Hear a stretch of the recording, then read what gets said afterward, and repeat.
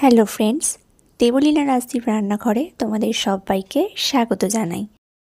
আজকে তোমাদের সাথে শেয়ার করতে চলেছি সর্ষে পোস্ত দিয়ে বেলে মাছ। এই রেসিপিটি খুব কম উপকরণ দিয়ে ও খুব কম সময়ের মধ্যে বানানো যায়।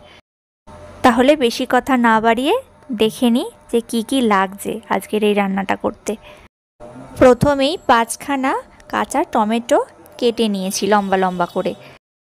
এবারে একটা মিক্সিং জারে কয়েক টুকরো বাদাম, 4টে লঙ্কা, 2টো কাঁচা লঙ্কা আর 2টো লাল লঙ্কা, 1 টিস্পুন কালো সর্ষে ও 2 টিস্পুন পোস্ত দিয়ে দিয়েছি। এবারে গ্যাস জ্বালিয়ে নিয়েছি ও একটা কড়াই বসিয়ে তাতে সামান্য পরিমাণে সর্ষের তেল দিয়ে দিলাম। এবারে ওই তেলটা গরম হলে তাতে একটা শুকনো লঙ্কা ও 1 টিস্পুন কালো জিরে দিয়ে দিলাম। কড়াইতে কেটে রাখা টমেটোগুলো দিয়ে দিলাম ও পরিমাণ মতো নুন দিলাম।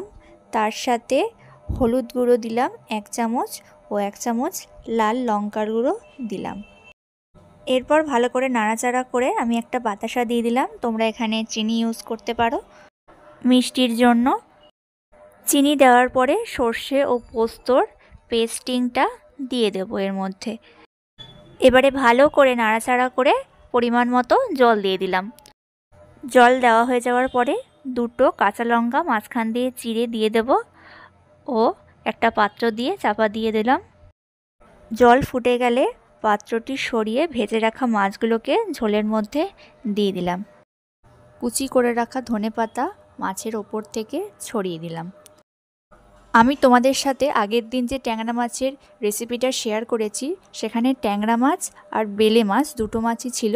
দুটো মাছই একসাথেই ভাজা হয়েছে, তাই আজকে বেলে মাছ ভাজাটা আলাদা করে দেখালাম না। তো আজকে আমাদের রেসিপি বেলে মাছের সর্ষে পোস্ত একেবারে রেডি। আজকের রেসিপিটি তোমাদের কেমন লাগলো? আশা করি ভালোই লাগলো। যদি ভালো লাগে অবশ্যই কমেন্ট করে জানিও। অনেক অনেক লাইক এবং শেয়ার করো এবং চ্যানেলটা অবশ্যই সাবস্ক্রাইব করে দিও। দেখা হচ্ছে পরের দিন অন্য কোনো নতুন ভিডিও নিয়ে।